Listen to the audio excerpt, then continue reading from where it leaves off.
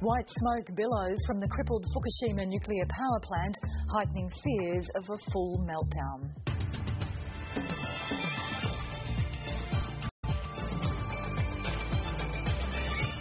Another large aftershock rattles Japan today, as freezing conditions hamper recovery efforts, with almost 500,000 people now living in temporary shelters.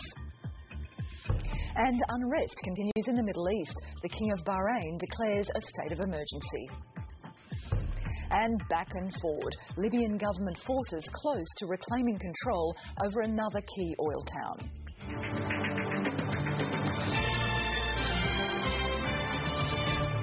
This is Afternoon Live on ABC News 24. Hello, I'm Kim Landers.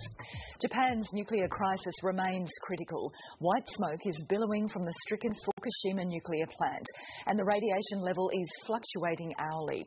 It's likely that the containment vessel around Reactor 3 may be broken and releasing steam, but that might not be the reason for the radiation spike. Workers were temporarily evacuated but have since returned. Everyone in a 30-kilometre radius has been asked to evacuate or remain indoors. The Japanese government is urging people not to panic buy, as fuel shortages in the disaster-hit area hamper rescue efforts.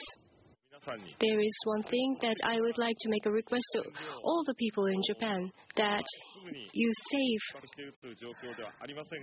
the energy. Of course, we are not in an immediate shortage, but we are in the process of sending the necessary fuel to the disaster-hit areas. So please refrain from buying in bulk this fuel. This afternoon, another strong 6.0 magnitude earthquake struck in the Pacific just off Chiba Prefecture. According to the Japan Meteorological Agency, the force was strong enough to sway buildings in Tokyo. No tsunami warning was immediately issued, but the agency warned of a possible change in sea levels. The region was hit by a series of aftershocks of around 6.0 magnitude overnight.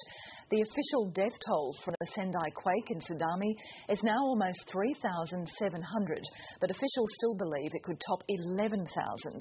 More than 500,000 people are living in temporary shelters short of water, food and fuel. Japan's share market has bounced 4% today, but is still down over 10%. And around 140 Australians are still unaccounted for in the disaster-affected region.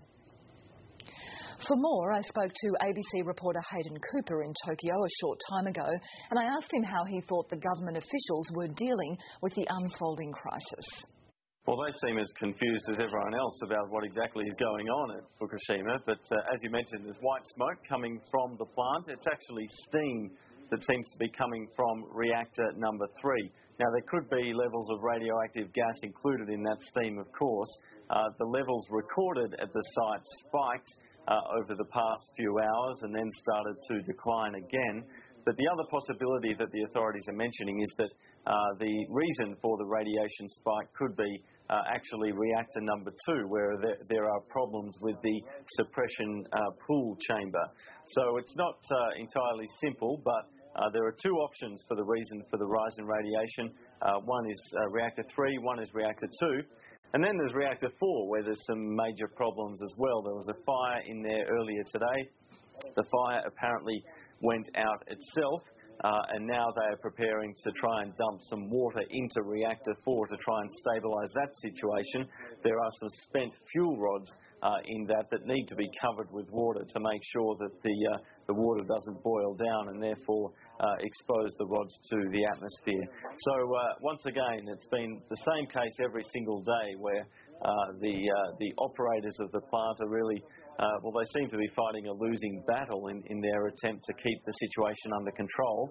And once more, we're seeing pictures of smoke coming from the Fukushima plant, and it has taken a turn for the worse. So as the authorities scramble to get a hold on this situation once again, as things keep changing, we're being told that the workers have temporarily abandoned that plant, that the workers that were left there trying to sort of cool the reactors down have had to get out. Yeah, there's only about 50 of them left out of a workforce of something like 800. So these workers, courageous though they are really up against it. They've got the whole plant to try and manage. But yeah, with the spike in radiation levels over the past few hours, the company decided to evacuate the workers temporarily. I believe they are hoping to get them back into the plant to continue their efforts to pump water inside some of these reactors and stabilise the situation. Casey Calamusa is World Vision.